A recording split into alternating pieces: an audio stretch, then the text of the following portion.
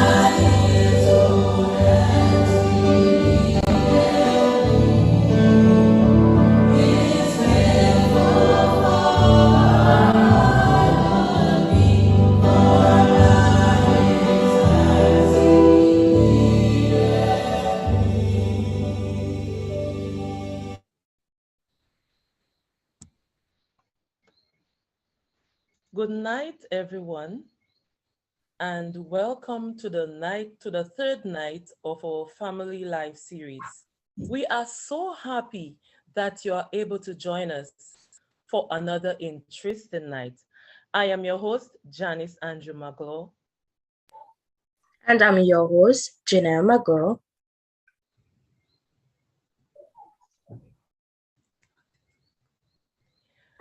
and tonight we will take you through the third night. On day one, or night one, sorry, we will start. We looked at Till Death Do Us Part. Then what? On the second night, we focused on Comparison Kills. Why not love me for me, mommy? And tonight is another interesting night. And tonight we will be focusing on adult kids living at home.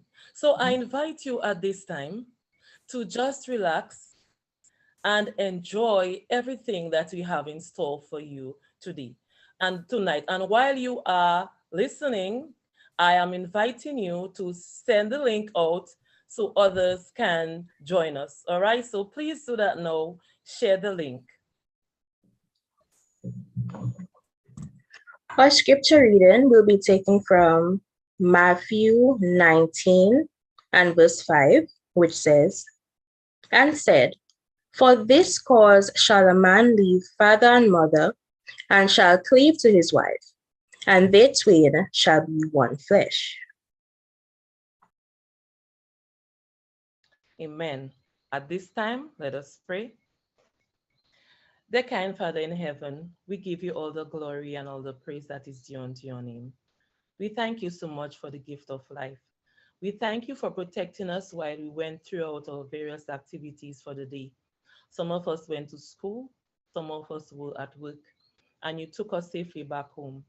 Tonight is another night, and we invite your presence in our midst. As we go through this session tonight, I pray that you will bless the proceedings, and I pray that at the end, we will all be blessed. In Jesus' name I pray. Amen. Good night, everyone, and welcome to our third night of our family week of prayer. It's Did You Know time.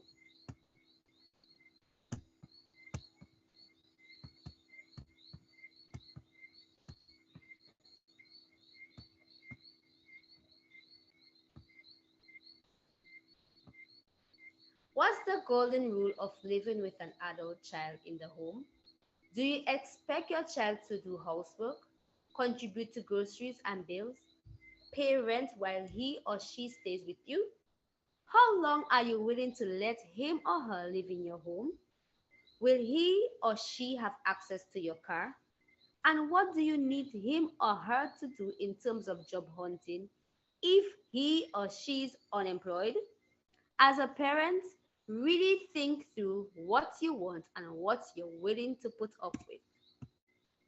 Our Bible characters tonight focuses on a man with 12 sons who all live together under one roof with four different mothers. Did they all live happily ever after? Hmm. Did they all pull their weight around the house? In the story of Joseph and his brothers, it states that some of Jacob's sons have more prominent roles than others. Some were required to tend the flock, while some were required to harvest the crops. Last night, we learned that we should never compare siblings to one another. Your success should be my success. We all should be happy for each other. Joseph's brothers hated him because Jacob favored him. Sometimes, as parents, we cause frictions between siblings. Tonight, our topic says adult children living at home. But did you know young people are leaving home later and later in the new millennium?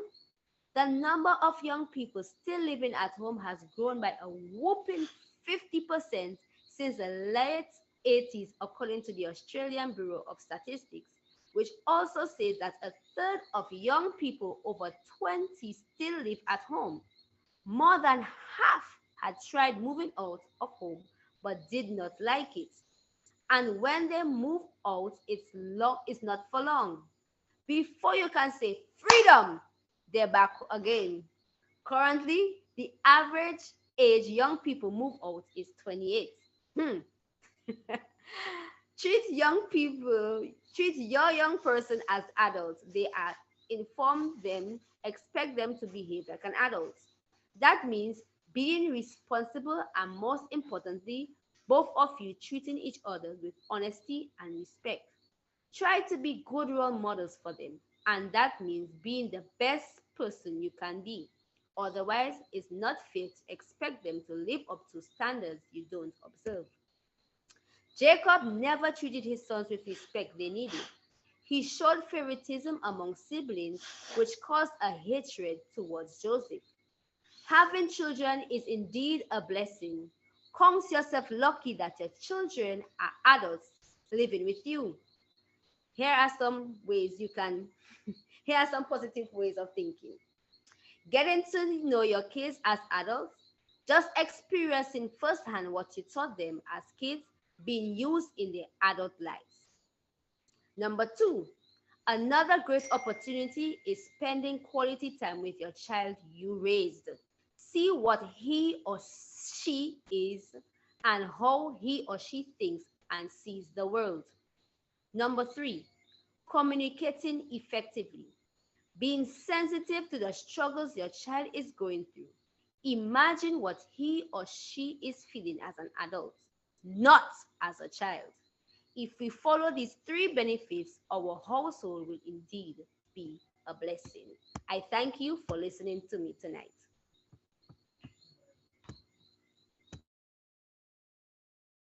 Thank you so much, Sister Shaw. And now we will be going to our main feature. Now, on Monday night, our main feature took the form of a panel discussion. And tonight, this will be taking the same form. We will be having a moderator, someone who will be interviewing two adults. She is passionate about the healthy and holistic development of young people, and she enjoys providing support to them as well. She's currently the school counselor at the Arthur Wardron SDA Academy. And to that, she's also an adult living at home. And she's quite capable of leading our panel discussion tonight. So at this time, I bring to you Kalisha Aaron, and she'll continue the introductions from there, followed by our theme song. All right, thank you, Ms. Maglon, for that introduction. Thank you for mentioning that one. Yes, I am an adult child living at home. And not only will I be moderating tonight, but I will be engaging in the discussion along with my fellow panelists. So good night, everybody. Just as you heard, my name is Kalisha Aaron, and I am from Benz, and I am an adult child living at home. I have two other persons with me tonight, and we'll be engaging in the discussion. So I'm going to allow my fellow panelists to turn on their cameras and introduce themselves to everyone.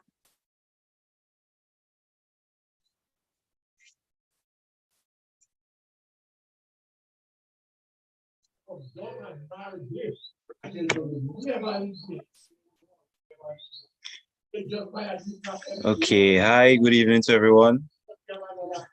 My name is Edson Burnett. I'm from Wesley, and I'm a young man living at home with my parents. All right, thank you, Eddie. Good night, everybody. And my name is Nell Peter, and I'm from the village of Bugler. And I'm also a young adult who is living at home with her parents as well. All right, so thank you, Janelle. Thank you, Eddie. So here we have it, guys. Tonight we are going to be engaging in a very interactive conversation as we discuss adult kids living at home. But before we go into the discussion, we are going to pause for a while as we listen to our theme song.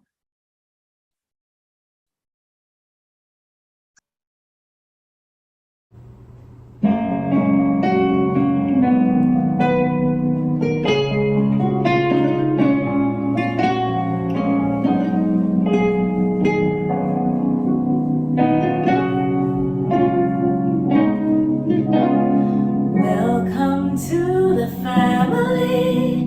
We're glad that you have come to share your life with us as we grow in love, and may we always be to you what God would have us be, a family always there to be strong and to lead on.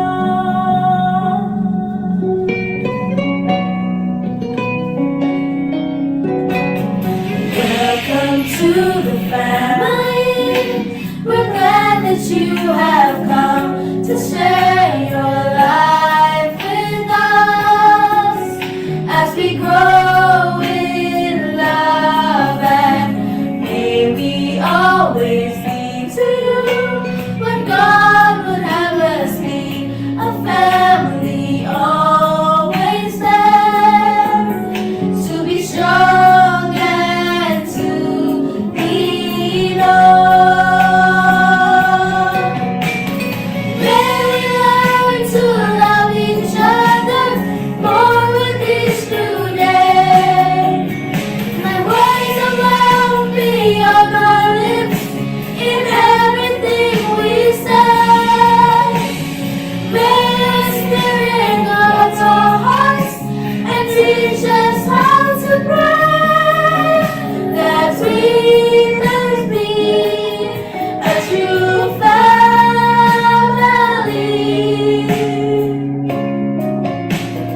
Welcome to the family.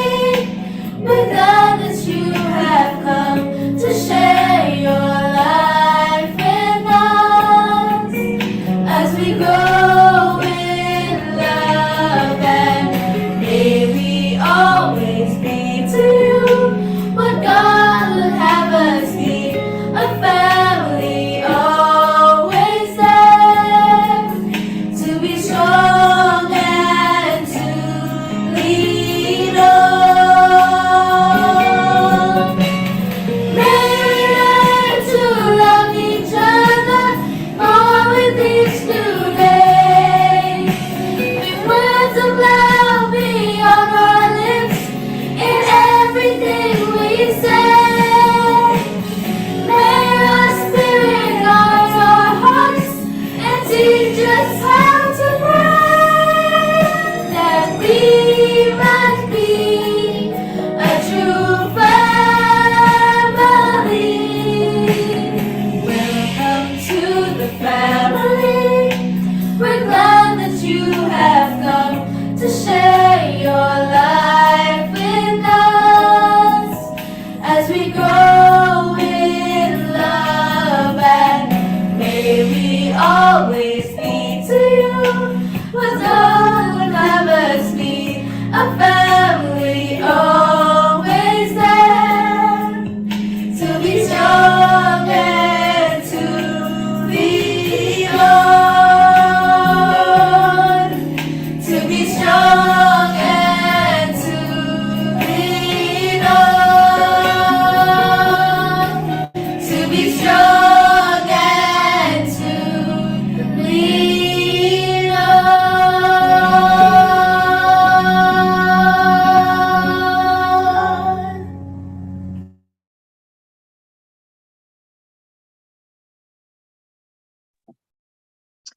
All right, so we are back.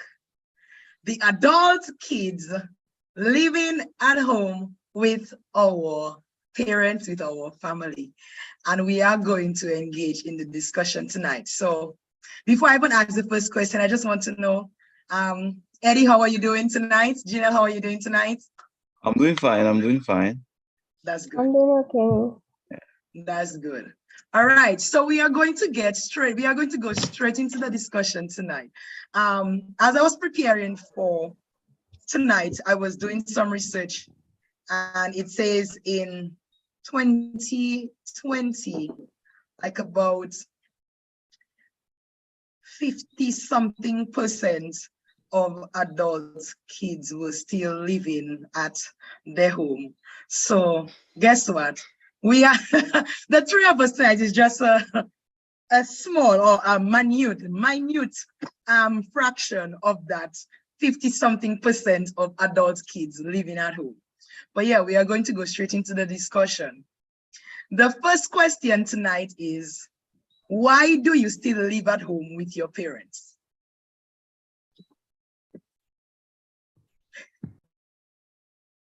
Okay, well, to be honest, sometimes it's not really, you don't really have a choice. Well, you do have a choice, but different circumstances, such as sometimes, well, in my case, I started working and then I got transferred close to home. So the best thing to do is stay at home with my parents. Yeah. So from ever since, I would say, I maybe just spent a few years away from home and then back home. So I would say, and also being the last sibling, there's something about being the last. It's like they don't want you straying too far away from home. They always want you right there. Uh-huh. They always want to have you right there. They can always call upon you anytime. Want to make sure that you close reach. Basically. All right. Thank you, Eddie, for sharing. What about you, Janelle? Well, with me, the thing is, I still going to school, so I am not to say 100% financially stable. Although sometimes I do think like maybe first I go and stay on my own, but as the first daughter, I sometimes still think again, if I go and live on my own, what will happen? Because sometimes you go and you live on your own and life don't turn out how you expect it. So that's why I still kind of choose to stay back at home. For now. All right. For now. Yeah. Yes. And what I realized is with Eddie and I, we seem to be around the same age group or so. So it's like we are like full-grown adults in our 30s. Whereas Janelle, you would be in your early 20s. Yes. There you Yeah. uh-huh. So for me, because I am also contributing to the discussion, when I had the question, like, why do you still live at home with your parents?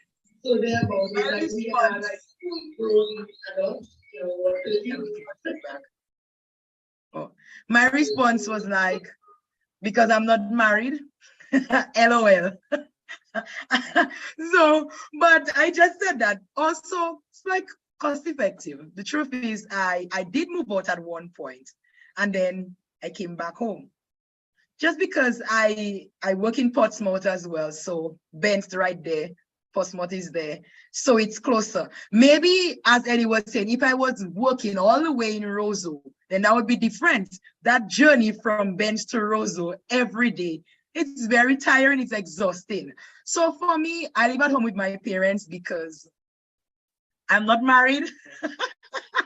And it's presently cost effective. And yeah, I am here. So that's the reason why I live at home with my parents. Jenna, I don't know if you wanted to say something. I think I support you in the marriage part because I mean, I'm young but I want to get married too at a young age. So you want to make sure you meet the right person Mhm. for you take any big step. Right. That's definitely Yeah. true. Yeah. All right. So that was so we're on a good path so far, and we can see our panelists. We are not at the same level, so it's good that we are going to get different perspective, different opinions tonight on our discussion as adult kids living at home with our parents. Good. So we are moving along. Good. What is your relationship with your parents? So what is your relationships? How is your relationship with your parents? Okay, in my case, I would say we have something like a open relationship where we share ideas and help each other. You know, we'll discuss things, stuff at home, seeing that I'm the only one at home with my parents. You know, they'll have a decision to make. So they will always bring me in. What is your take on that? They want my views and stuff like that. So I would say basically an open relationship. All right. Yeah. Open relationship. What about you, Janelle?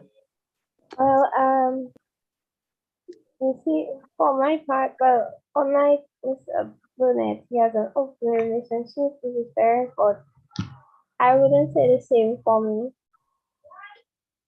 because I would say I have a good one, but yet still it's not good for that, if you understand.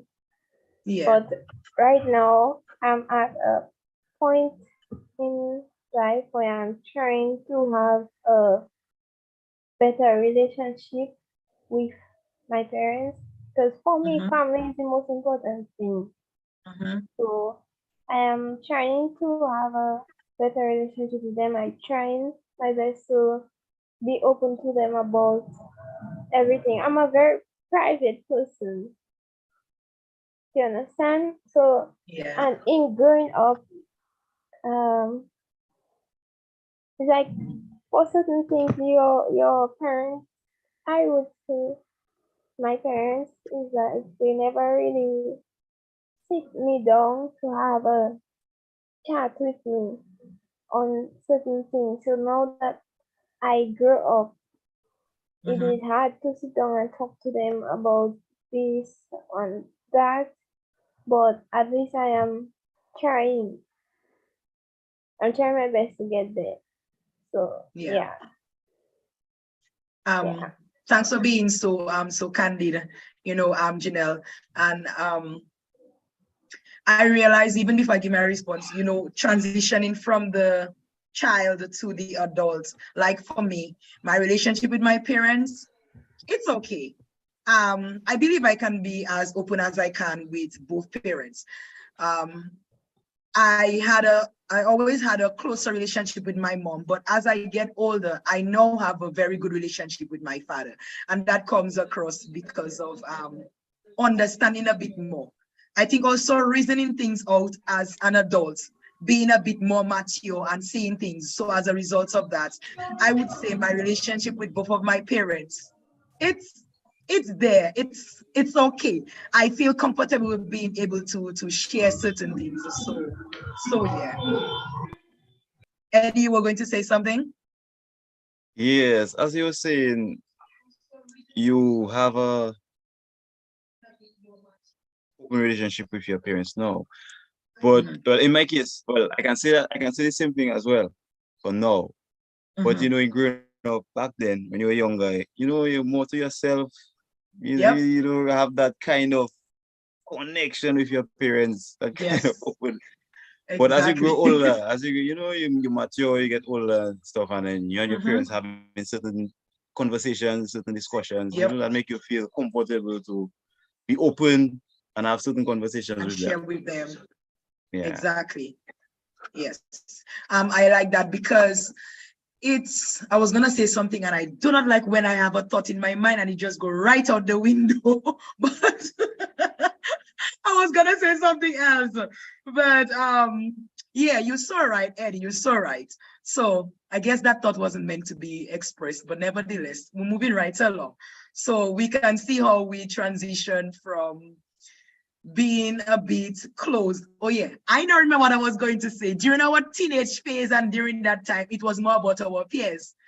So it's like we transition that developmental stage where you from 1 to 12, it's more like your parents, your parents, your parents. Then when you hit teenagehood, it's more your peers, your peers, your peers. You become very secretive about certain things. You don't want to be open to your parents. And then when you start going into adulthood, then it's like you're now starting to reason with your parents, like as they say, man to man.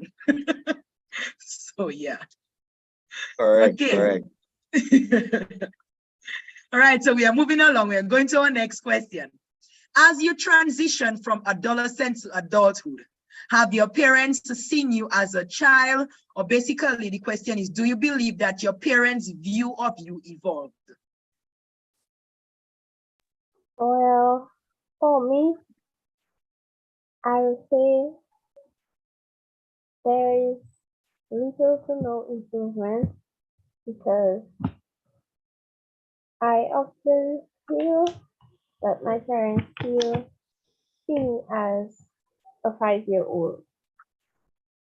So I feel like they treat me as a 5-year-old instead of a young adult.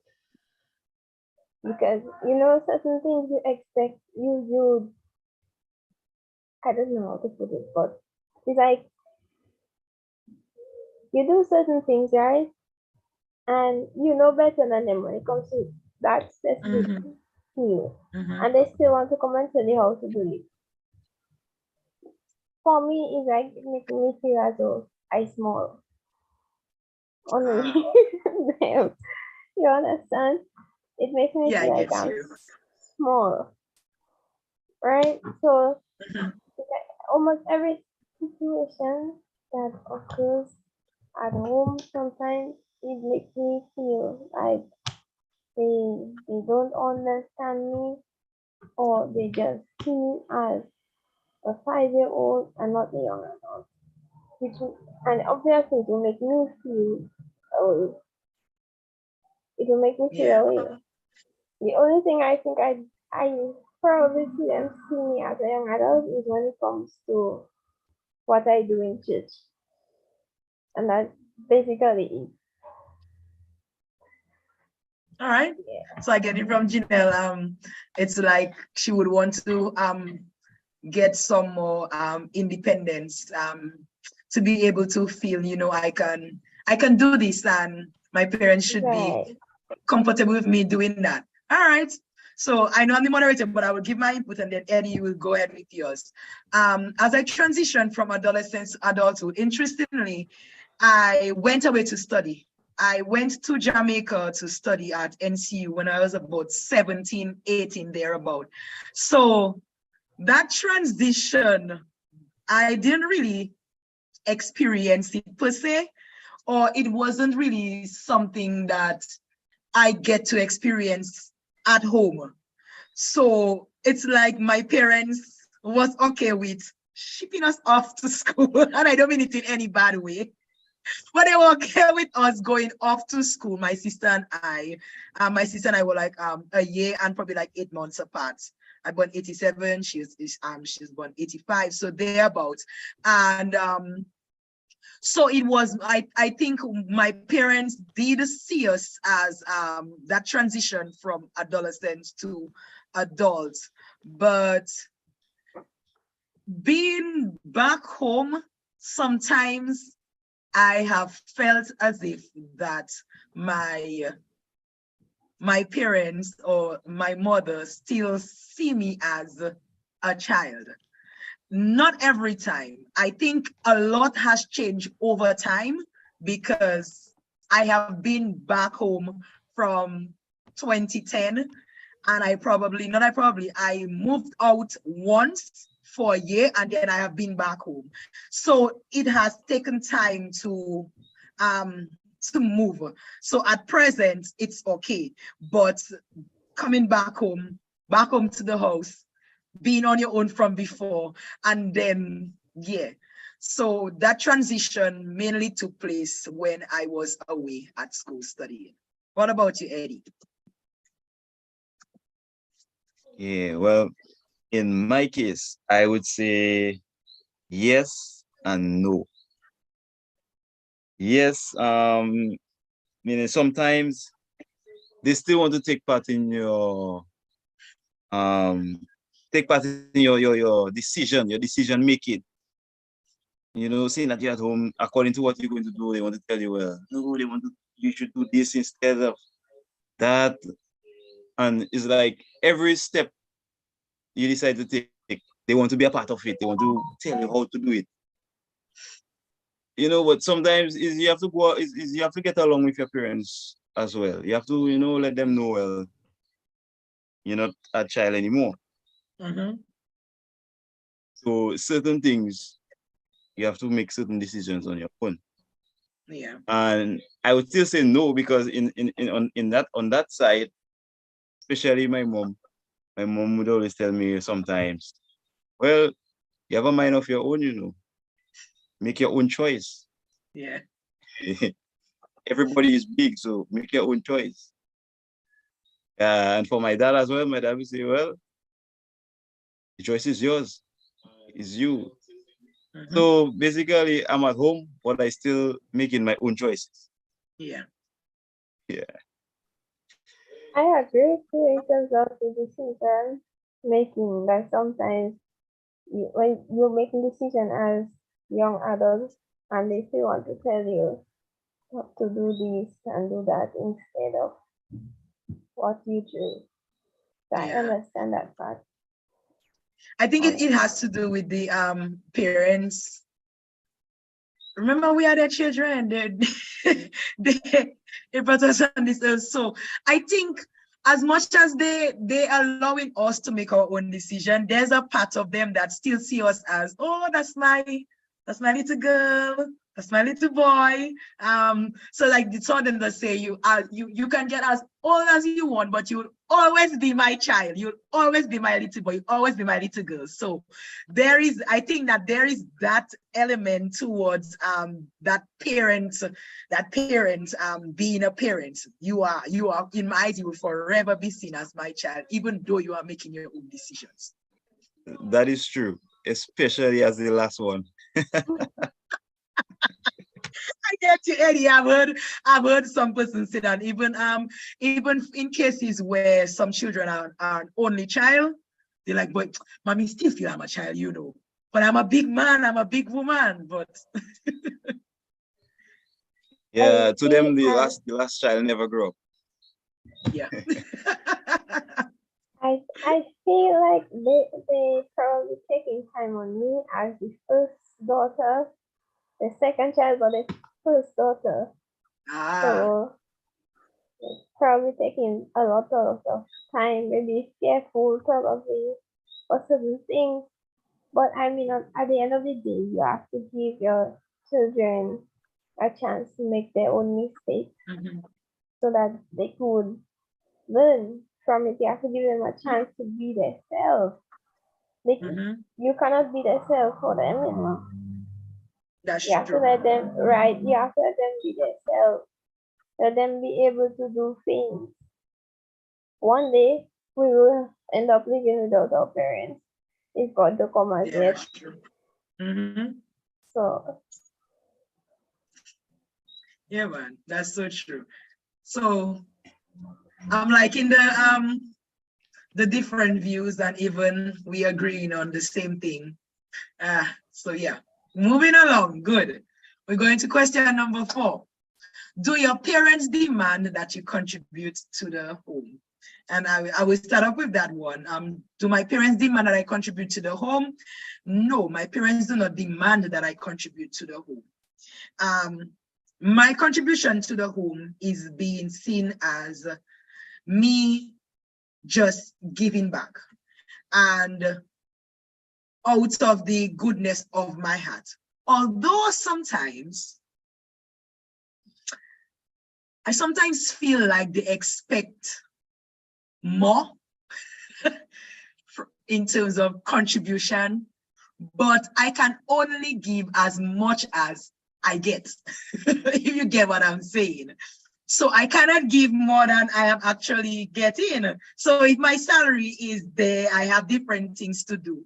What I get, and sometimes it just feel weird that I give that, but I still sometimes get the feeling that they're expecting a lot more contribution, but according to the trainees, I go do I contribute in the way that I can, but they don't demand. I am giving back. I remember having a conversation with Miss Basil, Jonelle Basil, and she was telling me as an adult, as a child coming back to the home, she was like, I'm gonna be real with you. You are not obligated to do anything.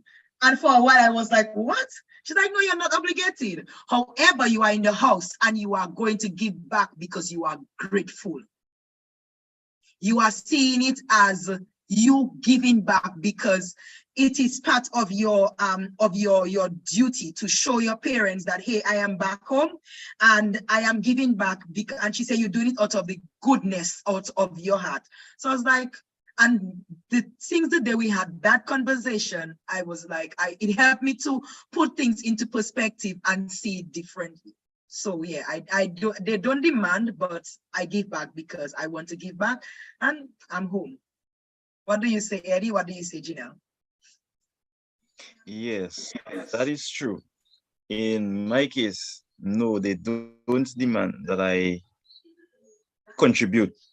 But as somebody living at home, as you home with your parents, I think, as you said, from the willingness of your heart, and you know that you are the one there with them, I think you should contribute. That should be like a normal thing for you, giving back. I'm always there with them, and I'm always giving back, assisting in whatever way I can. Yeah. Yeah.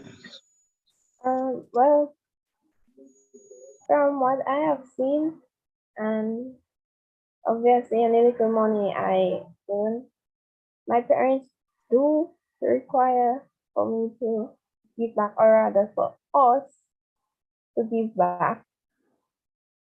So any little money we earn, they expect us to give a little helping hand, even if it's just for the groceries or if it's to pay the lights or the waters. They do expect something from me. And I mean, sometimes I don't want to sometimes, but then at the end of the day, I believe even though I give to them, it will still come back to me in a sense, because whatever goes in the house is for everybody. So at the end of the day, I will still be benefiting from it as well. So Agreed.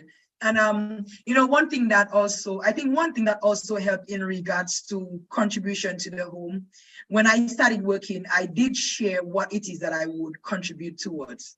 So I guess this eliminated the whole demanding from them that I contribute, because I willingly said, hey, I'm going to contribute towards that. I'm going to help towards that, rather than just not saying anything. So we had that conversation. I engaged them in that conversation, letting them know that I would like to contribute towards that. So yeah. So we get in the whole idea of, I hope everyone is listening, the whole idea of what it is like for us living at home with our parents. All right, so we are moving on to the next question. This one, this question, getting a little bit, getting a little warm in here. The question is, how do your parents feel about you bringing a boyfriend or a girlfriend to their home? How do your parents feel How about you, Eddie, bringing a girlfriend to the home, and you, Janelle, bringing a boyfriend to the home, and me as well, bringing a boyfriend to the home? Well, honestly, it has never really been a problem for me. But in the early stages, I would say, sometimes you have like a chick, like a girlfriend you want to bring home, but you're a bit shy, you're a bit afraid, you wonder what mommy and daddy will say. So that have you a bit, not really sure what you should do. But I mean, Mhm. over time, and with hearing what your parents say and feedbacks, and it become a norm. I mean, right now Yeah, it's like a normal thing. So that's not a problem. That was an issue. yeah. Well, Yeah. for me, as the first girl, it's kind of a problem. Not kind of, it is a problem because for me at my age, I should be allowed to date somebody, or if I want to be with somebody, I should be allowed to. But I don't think my mother would have a problem with that. But I think my father would be the harder person because even I'll tell you from even up to last night, he was thinking about it, and like for him, he doesn't want me to have a boyfriend at my age. I have no problem bringing the person home, introducing them to my entire family, or anything like that. And for my father, that's that's like a no. That is good. Yeah, and it I makes think. me, it makes me feel bad because for some reason, I don't like it. But Ah, I think I realized that my father probably has not reached that level in life with me. With my mm, brother, okay, fine. My brother is a boy, but with mm, me as his first daughter, mm, I feel like he is extremely overprotective. So it's mm. like he doesn't want to let loose as I growing up or getting older rather. So it's like for him, I'm still a little girl. That is me, girl. Yeah. But I I don't think. think my mother would have a problem. I'm mainly concerned about my father because even going to church, I could be talking to a member that is around my age in church. And if my father sees, I notice him the way he would watch the person, like he gives the person some kind of a hard eyes. And I just tell myself sometimes, I know what's coming after. When you see I go home, he's going to ask me question upon question. So best, best I just cut the conversation and leave the person alone. Because I notice him, and it happened more than once. So I observe his movement anytime it comes to that. Yeah, so I'm really more concerned about him than my mother.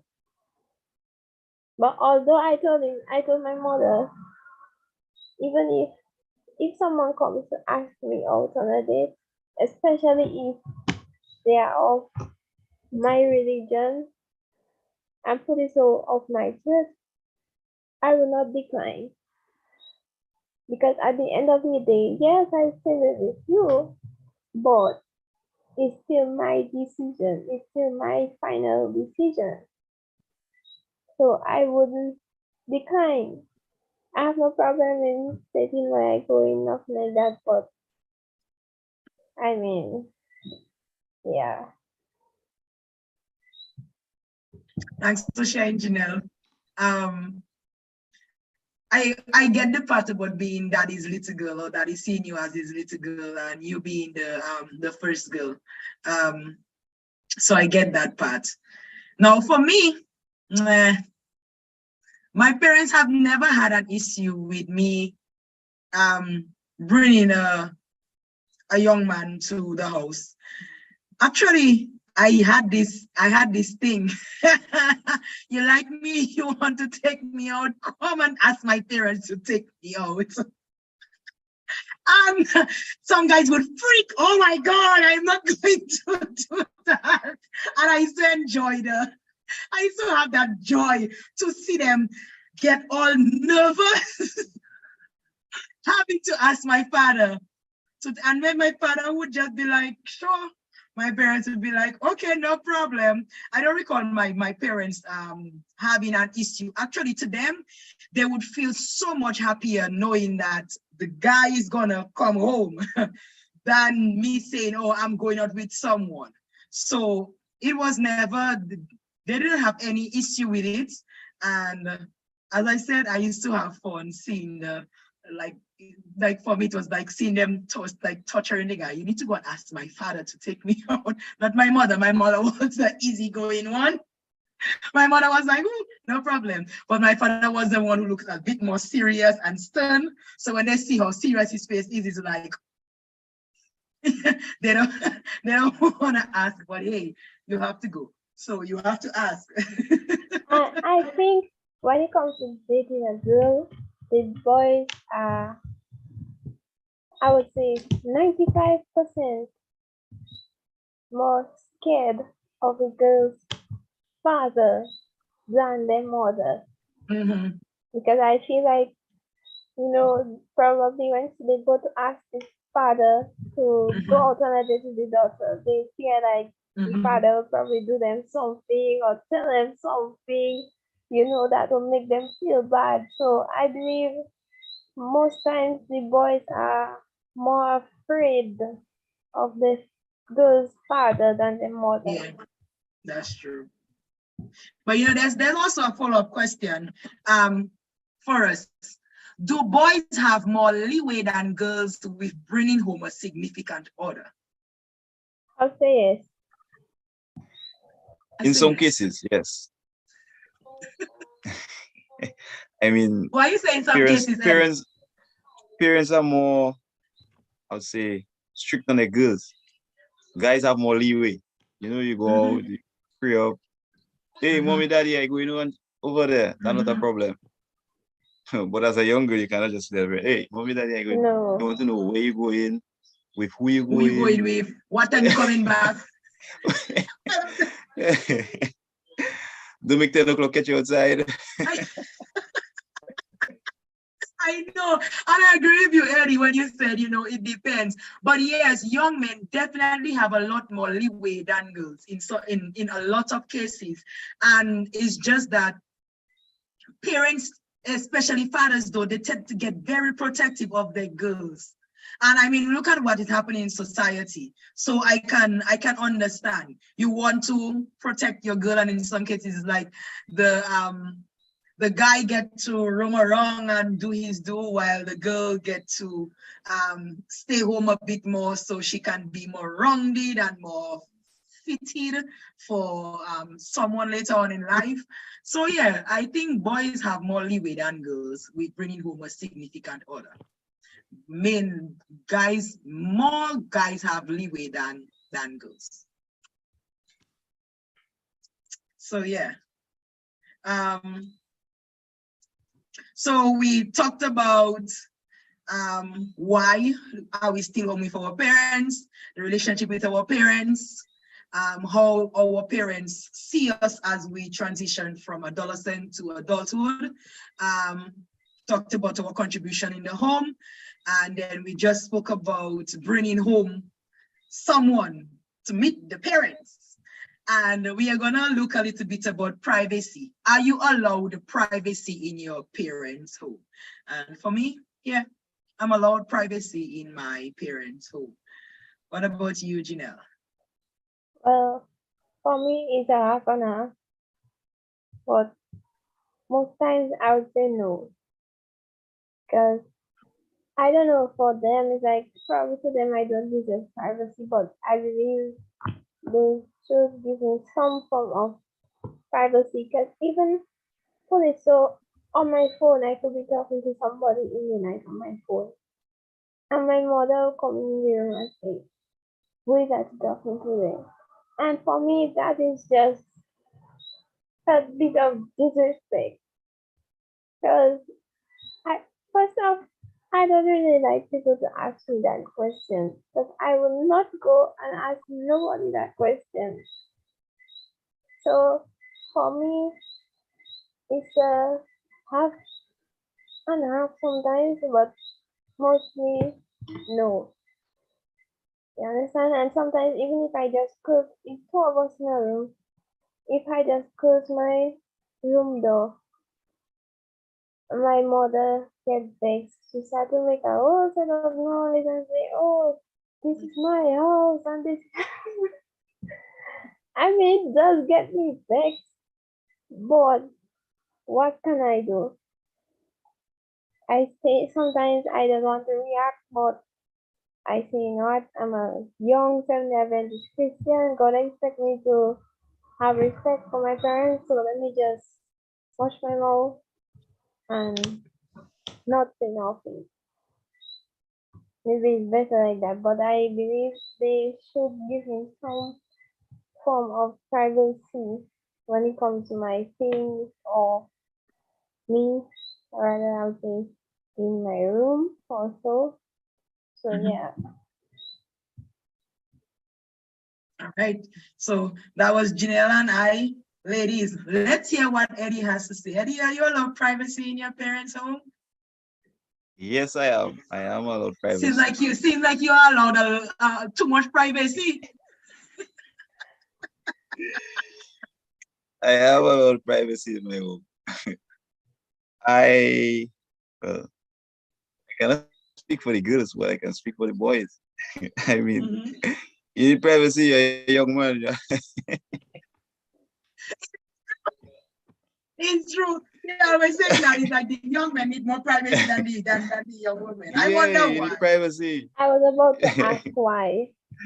I wonder to why. do, Why do you to think do so, young men Edwin? stuff, I guess. I understand. I don't kill me tonight.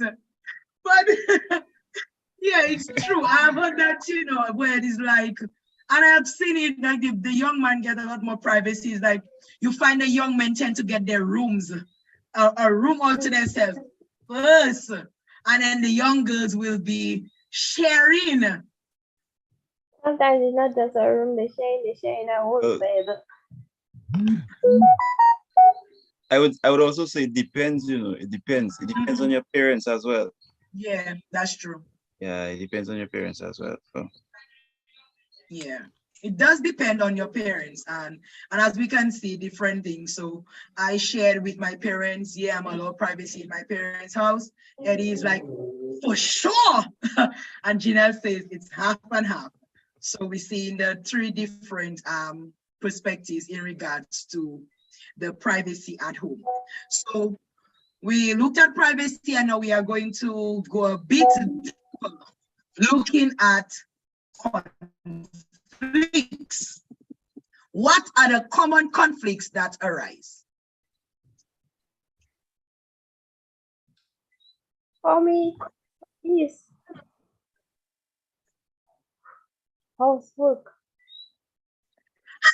No, it's a daily thing. It's a daily thing, but not really with my father, but with my mother. I love my mother, but sometimes it's like I would say she overdo it, because your daily work, your housework, you know what you have to do. You don't need somebody to remind you. But I mean, my mother, she constantly reminds you 24/7. Sometimes it annoys me. It annoys me sometimes, but I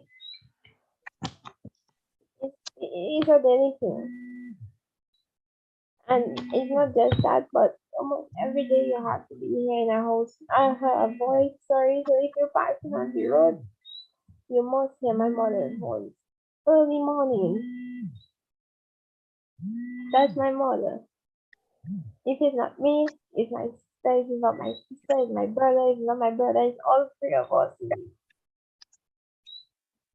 She, she usually makes, that's, I don't say she usually makes it, but that's how it is every day for me. So, yeah. So that any other common conflict that arise? Well, one of the main conflicts I would say that arise when it comes to decision making, especially with me and my mom. Sometimes she wants something a certain way. I would come up with an idea and decide to do it that way. And she can know she wants it that way. She wants it a specific way. So sometimes I will do it that way for her. But she still, she still wants it a little, it's not suiting her directly how she wants it. So she wants it a specific way. I don't, I don't know if it's a women thing, but sometimes you have to adjust to it. All right. So yeah. Decision making. All right. So for me, sorry, I was trying to toggle with the cord for my laptop to ensure it stays plugged in. For me, one of the common conflict that arise has to do with chores.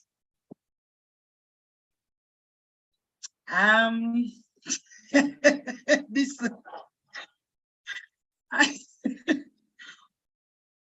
for me, if I don't move it, if I don't put it there, it's like I'm not gonna take it out. So if the dishes, if the sink is empty, and you go and you put dishes in there, and I'm supposed to wash it, I tell you, that not going to sit right with me. That is like, for me, it makes me feel like I'm right back to a child, where it's like you're supposed to wash up all the dishes in the house. I don't like that. I don't like it, especially when, some days where, or Monday to Friday, where, you out of the house from about 7 a.m. to 4 p.m. And then you come back and you're supposed to wash the dishes in the sink.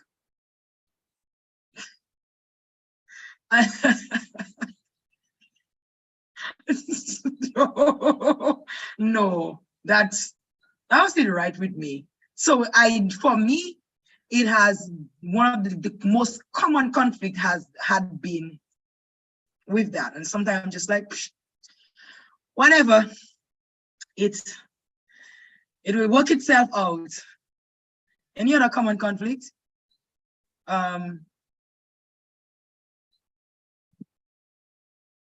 No, that's the most common one that I know for sure. That's the most common one. Yes.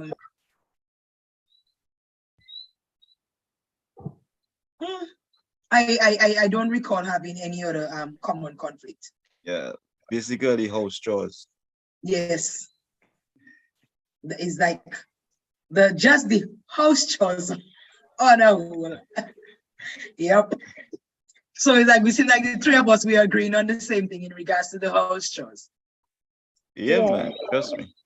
And you see something, like if my mother asks me to do something, right?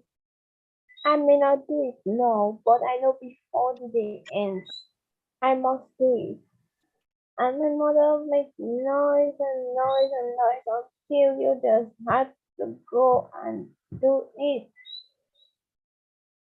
It will have if she will do anything in her power to make you go and do it. Honestly. Sometimes we tell her, Mommy, you troublesome. Mommy, free up on us, and sometimes. I mean, sometimes, yeah, but yeah. But I would say that's typical parents for you. Mhm. And even as you were saying that, one of the common conflicts we used to have is going to church on time. My mother would tell us, "Oh, if it's somewhere you have to go, or you go in early, but it's church." And anybody know where I live? You know where I live. We live close to the church.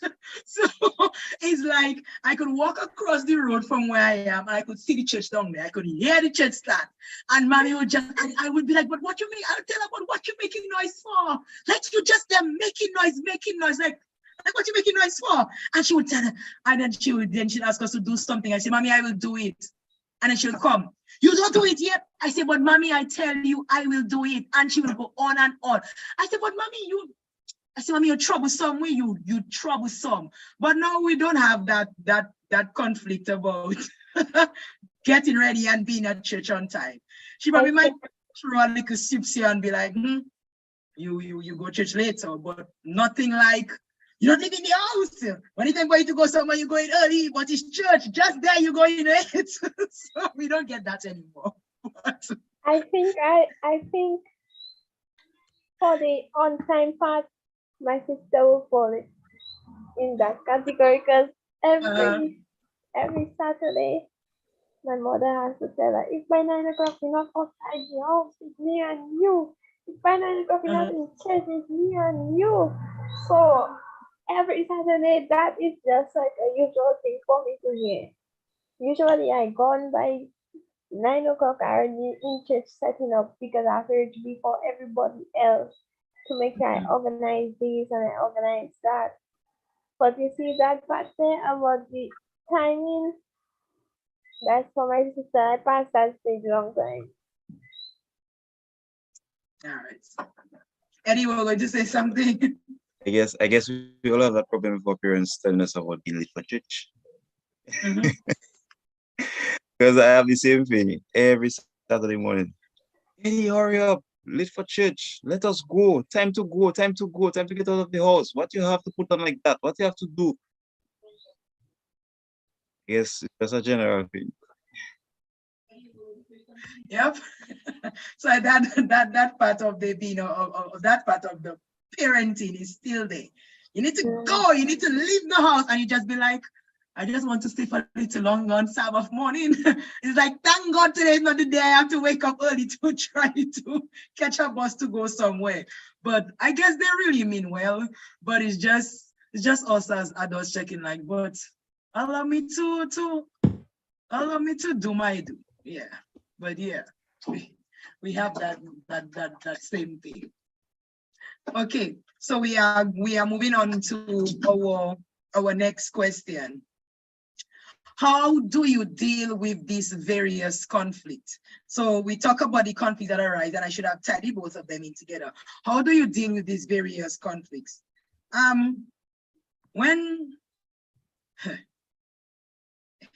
When it comes to the part of leaving the house, like they're behind you to get out of the house, for me,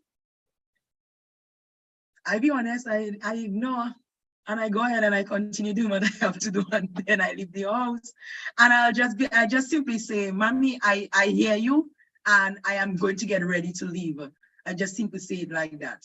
In regards to the chores, like I specifically the dishes. For me, what I do at times is I wash what I use. Somebody might be like, "Oh no," I'll be like, "Oh yes, I wash what I use." Sometimes I will wash everything, and other times I just wash what I use. And other times I'll just be like, okay, and I move along. So for me, I do a lot of ignoring, because it doesn't make sense that I get into a verbal confrontation. So, and if I will also express what I have to say, not in a disrespectful way, not in an unkind way, very respectful way, and just leave it there. So it's almost like my mic drop. So I say, that's it. Sometimes it leads to a quarrel. Sometimes I engage in the back and the verbal disagreement, but I really try my best to ignore it at times. So that's how I deal with the various conflicts. Well, go ahead. in my case, I would say, well, I'm very good at ignoring as well sometimes. But sometimes, like in case of washing the dishes, sometimes I'll just do it just to get it over with. Just do it and finish with that. Instead of making a big argument, a big fuss about, just do it and get it done. And sometimes, according to the situation, sometimes I just ignore, and sometimes to avoid, answering or giving back chat, you'd say. Sometimes you just give a deaf ear, and sometimes, just take a walk, just strip your mind and come back. And yeah, just to get I like the part, certain things. I like the part about a deaf ear. So it's like you're there, but you just say, you know what, I ain't going to pay no mind to that. Exactly. I'm not going to make my blood pressure rise over that, and that. Exactly. That's what I do. What about you? Yep. Well, for me, sometimes I try to ignore, but ignoring doesn't work because she notice you ignoring her and she starts to say about, oh, you're ignoring me, no, you doesn't answer. And yeah, even if I try to move away from the situation, like in the kitchen, I go in my room, I close it off, she literally walking fast behind you, and she coming and she opening the door. And she telling me, oh, go and wash my plate and make sure my kitchen is clean and don't come and slam my door. So sometimes I answer back because it's like it's like you build up so much inside that you want to let go. So sometimes I answer back. I try my best to always answer in a respectful manner, but my mother is not easy when it comes to that. So sometimes you may end up saying certain things, not curse words for sure, but you may end up saying certain things at the moment which you may not mean later on. So that's how it is for me. Sometimes if my father is home, I will talk to him about it and say, Daddy, talk to mommy, please. Tell mommy leave me alone. Or tell her to cool down. Or if he's not there, I would willfully say. Sometimes I wonder how it feels to live with just one parent. Just to tease her or make her feel away. Or sometimes I'll say, boy, I wish my father was home. But instead but then that specific when is wishing my father was home, she say, oh yes, because your father will go in your nonsense and your father will support you and he will never support me. So I sometimes just say so and just don't say nothing, pretend like I don't hear her. Or I try talking to people, but in the past people backstab me, even resent me, so which makes it hard for me to trust people anything. So most times I just hold it inside and just don't say nothing. It's not good to do that, but I am currently having trust issues when it comes to people. I get that. Yeah. Find some way to let it out though, in some constructive way. You know, the therapist in me is gonna tell you that. Whether you listen to music or you write or you take a walk. Yeah. And for me, walking doesn't work because I don't like to leave the house and go nowhere. Well, Unless if Janelle, you need to leave the house a little, Janelle. miss, but it's not my fault because first off they don't allow me to go places, so I got the habit of I don't like to leave my home to go anyway for that. If a person invites me to go somewhere, I will gladly go just to come out in their face for the day and have a little life, as they say in me. So yeah. All right. Thanks for sharing. We're gonna move to the next one. So we look at the conflicts and how we deal with them. Now, I know time is going by quickly, but I'm loving the discussion. It's when you're having fun, time does go by quickly. So what do you deem as the beauty of living at home with your parents? There must be something beautiful in regards to living at home with parents. Well, in my case, what I see as the beauty of living at home is the sharing of responsibilities.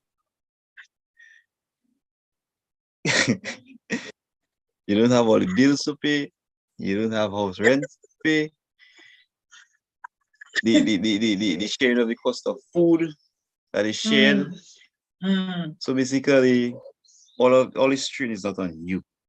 Everything is shared. So that is one of the beauties. And I agree with you, Eddie. And I will also say what I deem as the beauty of living at home with my parents. I get to know my parents a bit more. I also get to experience a deeper side to them that I did not see as a child, especially with my father. So growing up, I was a lot more closer to my mom. But now I also get to see a side of my father because I have learned to communicate with him and share with him what it is that I am thinking or how I am feeling without feeling like, oh my gosh, he's going to take it in the wrong way. So that is one of the things I see as the beauty of living at home with my parents. I get to understand them a bit more, understand why they did what they do, what makes them tick. So it gives me a deeper understanding of who they are. So that's it for me. What about you, Janelle? Well, for me, I would say being able to spend, quality time with your family members. So, because there are many who don't have their families with them, so they are not able to spend that much of a time with them like I can. So for me, it's basically having family time with them. All right. So quality time, shared responsibility, and having a better understanding of our parents. All right. So with all that said, even with all the beauty of living at home, do you feel pressured to leave? Sometimes, yes. Okay. Eddie? In my case, no, I don't feel pressure to leave. But at some point, I have to. I like how you put that. At some point, I have to. Of course, at some point, you have to. When God bless you with a wife, what are you going to do? Stay inside the house with them? No, you have to leave. Can't stay at home forever. I know, right? Do I feel pressured to leave? It's 50-50. We're being candid tonight. It's 50-50. Sometimes it's like, yeah, and other times it's like, I think I need my own space. So it's 50-50 for me. All right, we are winding down. I really hope the audience is still out there enjoying our discussion tonight, but we are winding down. Are you satisfied with the manner in which your parents communicate with you as an adult? Are you satisfied? Sometimes I am and sometimes I am not. Yeah, sometimes I am and sometimes I am not. I won't always like the way in which communication is done, but then there are times when we do have a very good discussion. I mean, with everything, just like with friends, in all relationships you have, whether it's a friendship, whether it's between siblings, that communication thing is always sometimes good, sometimes not so good. So am I satisfied? Sometimes I am, sometimes I am not. I think I'll agree with you on that one as well. Sometimes I am, and sometimes I'm not. Because certain times, it is good. Sometimes yes, they communicate with you on an open level, and sometimes certain things you feel like, they still treat you as a child, like they don't give you that leeway to make certain decisions. And so I would say yes and sometimes no. For me, I would say not really, because like I said previously, I don't like the treatment of all the things. Like I'm still a little child. But not just that, but sometimes I feel as though they favor, one over the other in terms of us as a children. I feel like most times, especially my father, I know, boys have a closer relationship to their father than their daughters, but still, you should not show favoritism. Sometimes when I tell him that, he gets vexed with me. But I at least I'm telling it from the heart. Like I'm being honest. Like I sometimes feel like he favors, but okay, put it to my brother over me and my sister.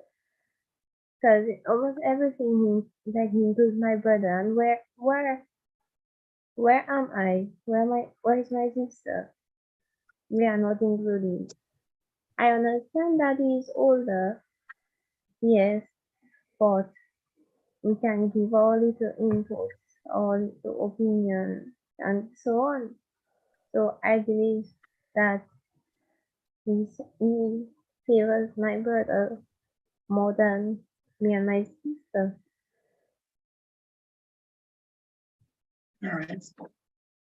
So there we have it for communication. Huh? Whether I say I say here we have it for communication. I was just wrapping up in regards to communication. So we looked at the communication, we look at privacy. Now we're looking at spiritual life. Do you feel pressure from your parents regarding your spiritual life? And I would say hands up, hands down, no. I don't feel any pressure from my parents regarding my spiritual life at all. In my case, I'll say same as well. I don't feel pressure at all. Yeah. I don't feel that way. I would say they mainly encourage me, to remain on track with God and to encourage others as well. And they'll basically encourage me to follow God's footsteps, follow His commands, so that when He comes, I too can be saved. Yeah. So they'll, in terms of spiritual, I would think they would want the best for me when it comes to that. Yep. That's very good. So no pressure there, just encouragement. And I think I could say the same too. Well, growing up, we used to do a lot of family worship in the morning. And then when we become adults, that don't happen.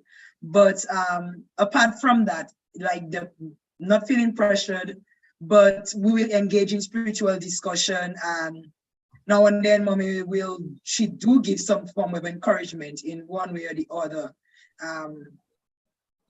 hoping that her children will stay with God, but no pressure in regards to spiritual life. Good. So we're winding down, and we share all about the different conflicts. We talk about communication. We talk about privacy. We look at how the relationship, how we had the relationship between us and our parent. And we are going to look at our final question for tonight, which is going to round up our discussion. How do you believe things can improve between you and your parents as you continue to live at home? How do you believe things can improve between you and your parents as you continue to live at home?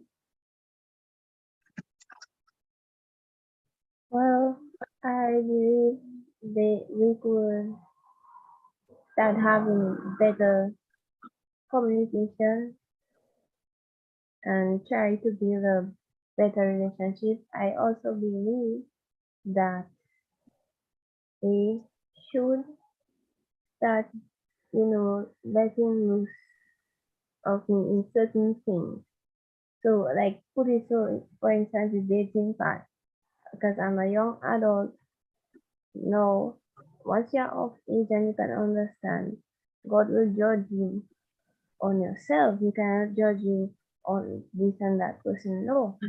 Mm-hmm. So I believe that when it comes to the dating part, I know what is expected of me, or when it comes to having a boyfriend, I know what is expected of me and what is not, especially by God.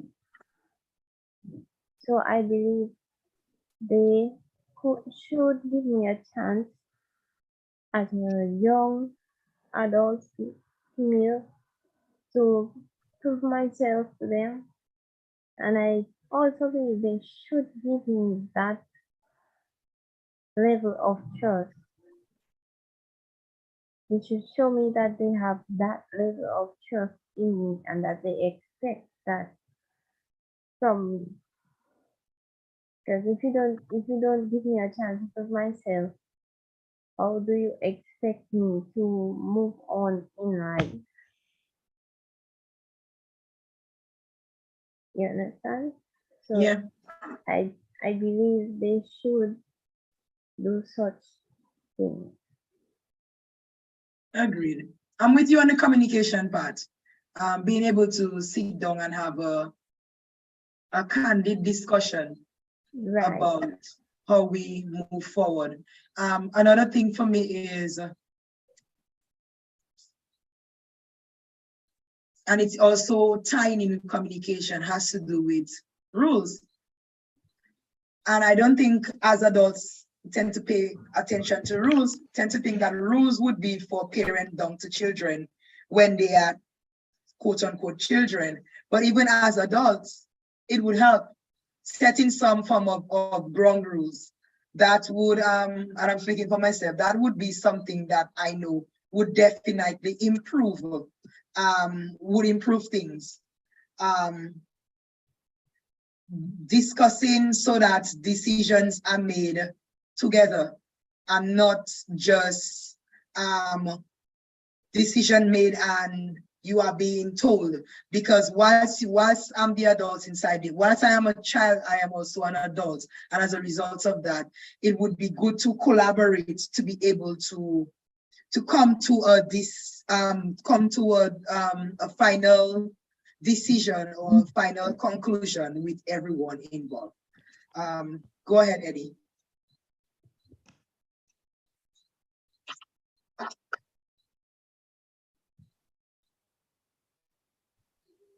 In my case, I would say things can improve by, I would say, better communication, as you said. Also, continue working together and sharing responsibilities. Yeah. Yep. And you know, while I was looking at that question, I researched, and it was saying, you know, if you have an adult child living at your home, you need to read this list of house rules and boundaries. And some of the things that they were sharing, like just gonna give the broad heading.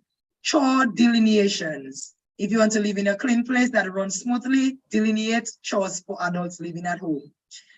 Food arrangements, respect above all else. Working people, parents. So it's like, but that's that's an American article. So he was saying that gainfully employed person in the household should contribute to expenses. So not necessarily pay rent, but you know, contribute to expenses, which are things that both you and I, Eddie, said, you know, we're doing, and Janelle also mentioned that. An overnight guest, and I'm not talking about the boyfriend or the girlfriend coming over to sleep with you, but an overnight guest, you inviting a friend over for the evening. These are things that, you know, you have to discuss. Establishing quiet hours. In my family, that don't really apply, because we talk all the time. Our house almost always have noise, not in a bad way, but it doesn't bother anyone per se. Even declare television rights, but that really don't apply. Don't look at television. But there's the internet, there's computer, and even something like determine a cohabitation timeline. Like, how long do you plan to stay inside the house? Right, Eddie? But these were just some suggestions they were giving about boundaries that could be discussed between the adults, children, and their parents as they live together in the house. So we have had a very good discussion this evening. I really enjoyed the discussion with Eddie and with Janelle. And it was good that we could just be, you know, candid and be open and be upfront about sharing the different challenges, the conflicts, also talking about the good and even the benefits of living at home with our parents. So I don't know if anybody have any last words. I said what I had to say. I said what I had to say. Any last words, Eddie? Any last words, Janelle? To the young people, I say it's not easy to be young. Sometimes your parents can be troublesome, trust me, and they can get on your nerves. They can make your stress level rise sky high at you, but still show them that you love them and you still have respect for them, but also prove yourself to them. So even if it means sometimes they'll say something and it means that you go against it, just to show them that you are maturing into that wonderful young adult, so that they could see and understand who you are and who you are becoming. And also I'll encourage you that in everything that you do, stick to God in your decisions. Whatever decision you're making, always finalize with God. At the end of the day, That's it for is sharing. one. So, yes, Thanks for sharing, Janelle. Eddie? you're welcome. Yeah. Well, it can be very nice living at home with your parents for some people, and for some it can also be very frustrating as young people. It depends on your personality as a young person, and it also depends on your parents, because no two people are the same. That's true. So with all of that said, I'm tying both what Janelle said and what Eddie said. Living with adults, adult children living at home with their parents can be a rewarding experience. As long as everyone leads with respect and patience, it usually goes better than expected. Family can be annoying, let's admit it, but you likely look back and be glad you got to spend more time together than you would otherwise. Who knows? You may discover that you like them more than you thought. So, I just had to end with these words, and we're saying good night to everyone. Thank you for listening to us, and we really hope that everyone could get a takeaway from what we discuss. So, bye guys. Good night.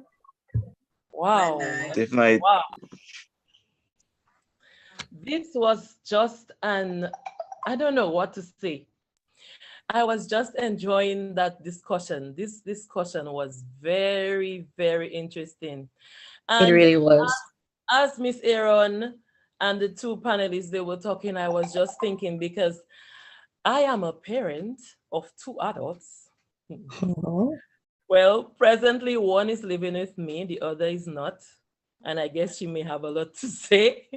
But I am so thankful for our session here tonight. And I know all of you listening, you indeed enjoyed our session. And I've been looking at the chat lighting up with so many comments. But anyway, it's 8:37, and just before we go, they spoke up. There was so many points that that were brought up, but one of the things I would mention is that I realized that communication is very important. It's not That's easy true. sometimes when you have adults. And yes, I have to try and remember my adult children are not children anymore. Mhm. And sometimes we it's not that we don't love them. And sometimes the decisions that we make and the things that we do, they think that we are pressuring them, but we love them so much. And I hope that all the parents listening with adult children will take note. Communication is very important for so many things, for good relationship among parents and adult children. Janelle?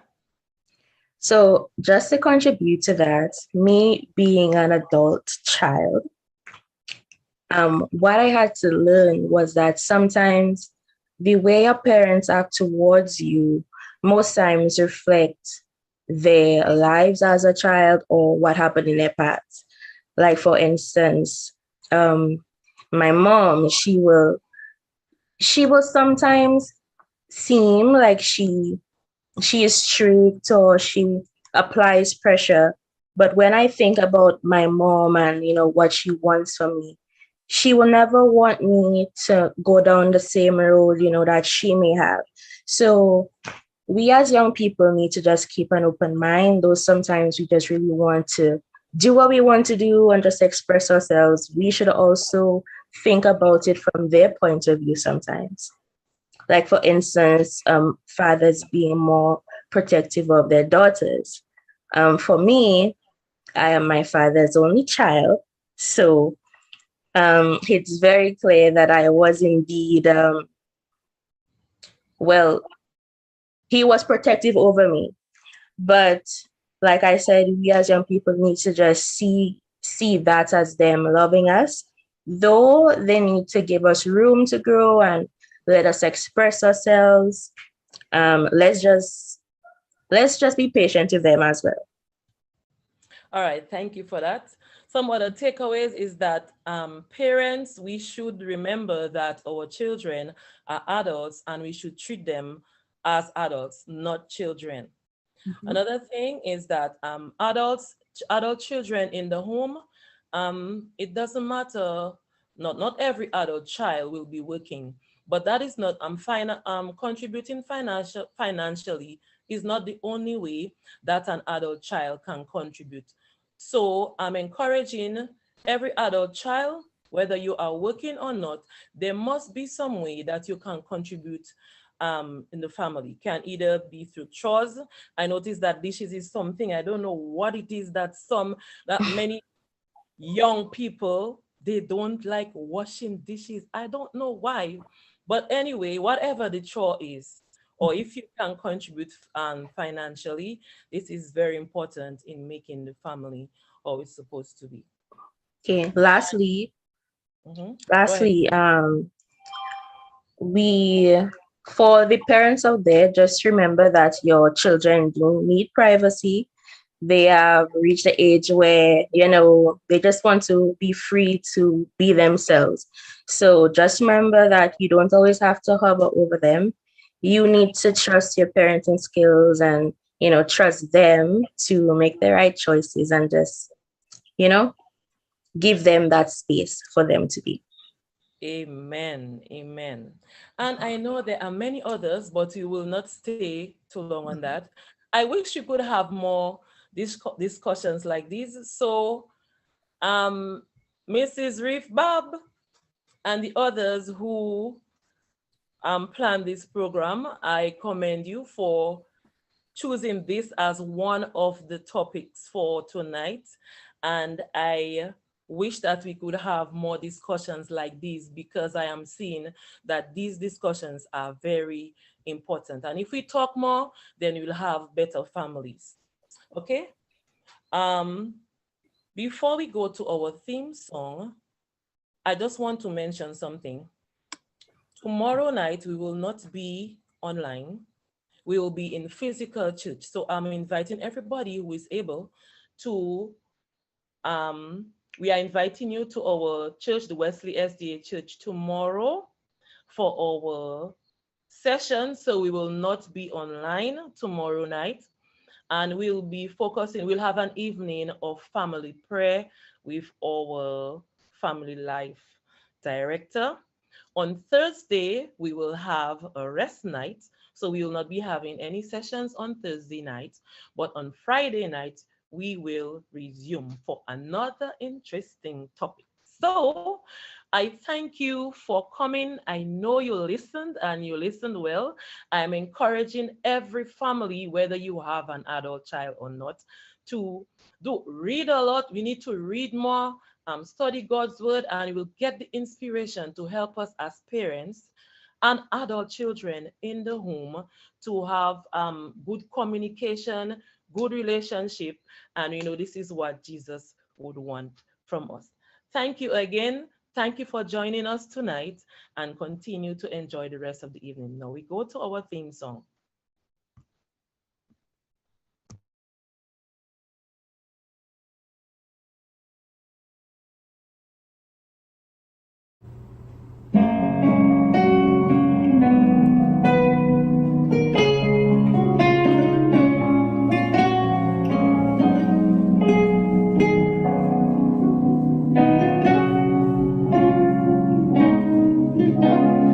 Welcome to the family. We're glad that you have come to share your life with us as we grow in love, and may we always be to you what God would have us be, a family always there to be strong and to lean on.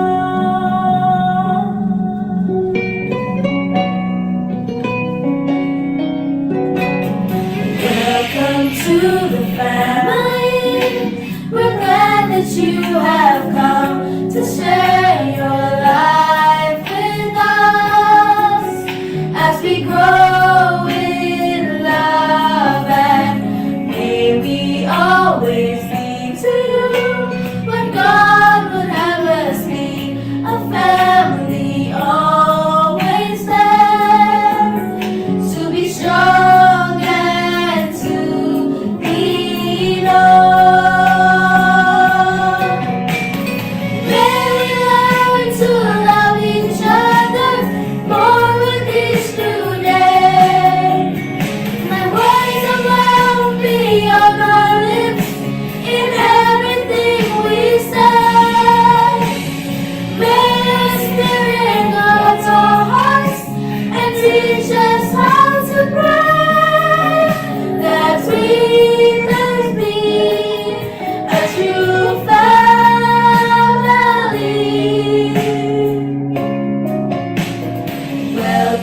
to the family.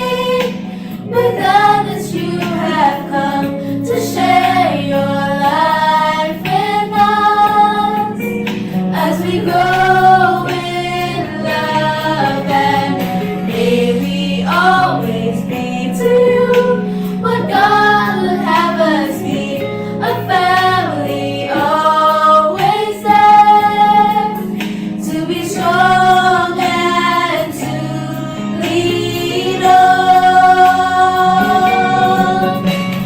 May we learn to love each other more with each new day. With words of love be on our lips in everything we say. May our spirit guard our hearts and teach us how